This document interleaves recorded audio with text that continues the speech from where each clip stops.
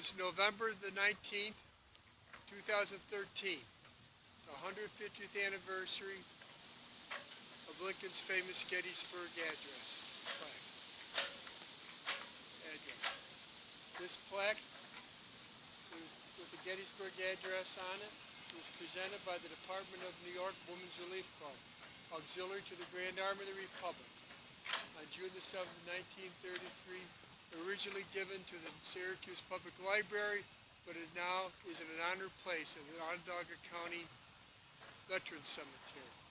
I would now like to read from a Grand Army Journal, the Gettysburg Address.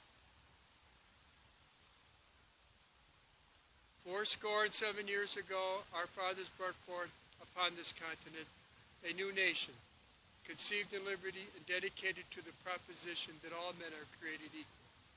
Now we are engaged in a great civil war, testing whether that nation or any nation so conceived and so dedicated can long endure. We are met on a great battlefield of that war. We have come to dedicate a portion of that field as a final resting place for those who here gave their lives that nation might live. It is altogether fitting and proper that we should do this.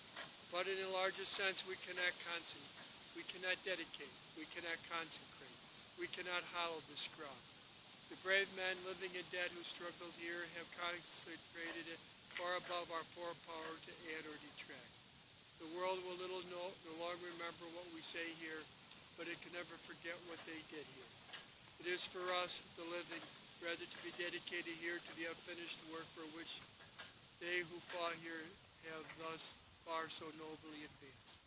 It is rather for us to be dedicated to the great task remaining before us, that from these honored dead we shall take increased devotion to that cause for which they gave their full measure of devotion. That we highly resolve that these dead shall not have died in vain, that this nation under God shall have a new birth of freedom, and that the government of the people, by the people, and for the people shall not perish from the earth.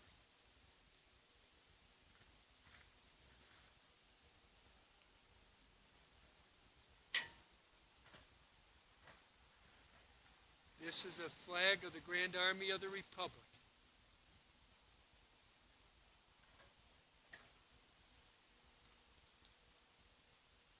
This is the American flag, and this is the flag of the Women's Relief Corps, the auxiliary to the Grand Army.